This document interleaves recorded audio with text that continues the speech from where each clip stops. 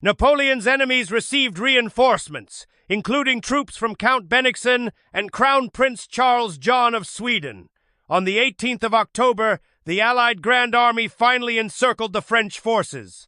The battle that followed was extremely bloody, with heavy casualties on both sides. Eventually, Prussian forces broke through the French lines, forcing Napoleon's army into a devastating retreat into Leipzig. Napoleon suffered a major defeat and realized that the situation could no longer be salvaged. On the morning of the 19th of October, he ordered a full retreat. The Allies immediately launched an assault on the city of Leipzig.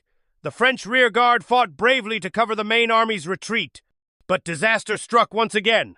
A French sergeant, ordered to destroy the bridge to delay the Allied advance, panicked when he saw enemy troops approaching and detonated it too early, while a large number of French soldiers were still crossing. Although Napoleon escaped, the French army suffered catastrophic losses after the defeat at Leipzig.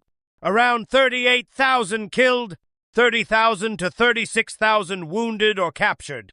The Allies also suffered significant casualties, at least 54,000 dead or wounded, but they had achieved their goal. Napoleon's army was shattered. His allies began deserting him, including even Murat, his close confidant, who switched sides to save his throne in Naples.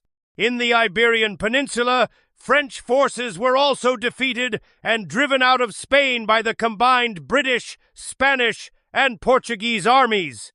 The defeat at Leipzig and the broader failure of the German campaign marked the collapse of Napoleon's empire east of the Rhine and the end of French dominance in Europe. Only a few allies like Poland remained loyal.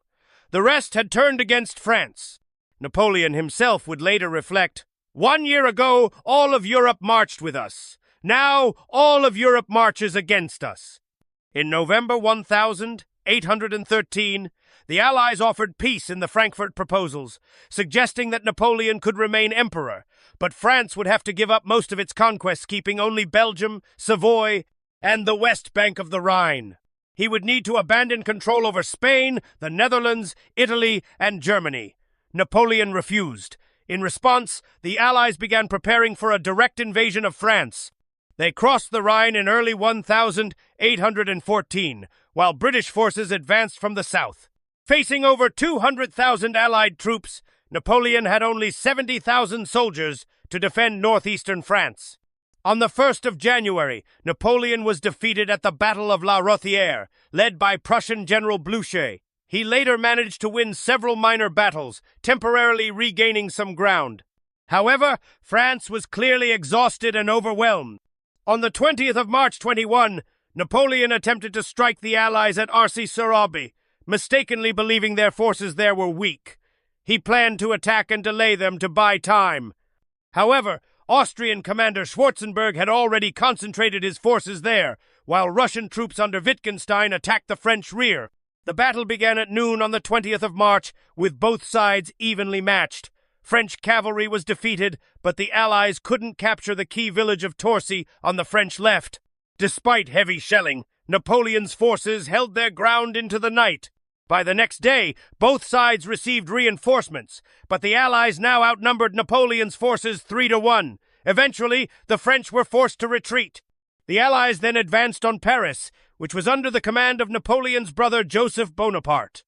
On the 29th of March, 200,000 Allied troops began attacking key hills around Belleville and Montmartre.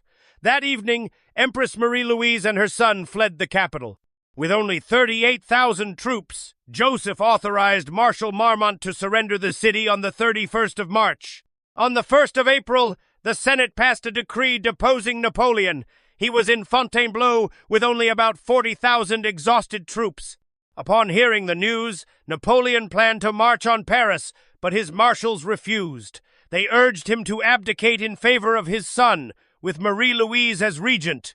Napoleon initially resisted, believing the army would still support him. But the marshals insisted that the soldiers would follow their generals, not the emperor, and that continuing the war was futile.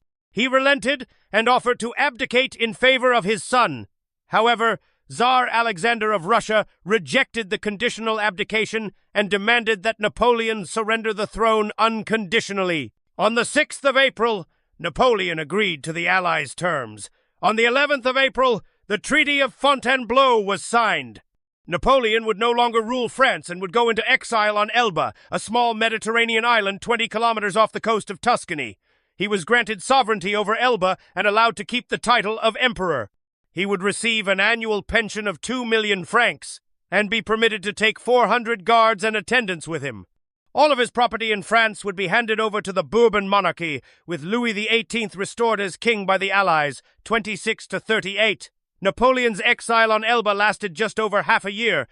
He arrived in early May 1814, constantly searching for an opportunity to return. Many French citizens still viewed him as a hero who had brought them glory. Several generals remained loyal to him, and the French people deeply resented Louis XVIII. Napoleon's time on Elba was filled with frustration. He was separated from his wife and son.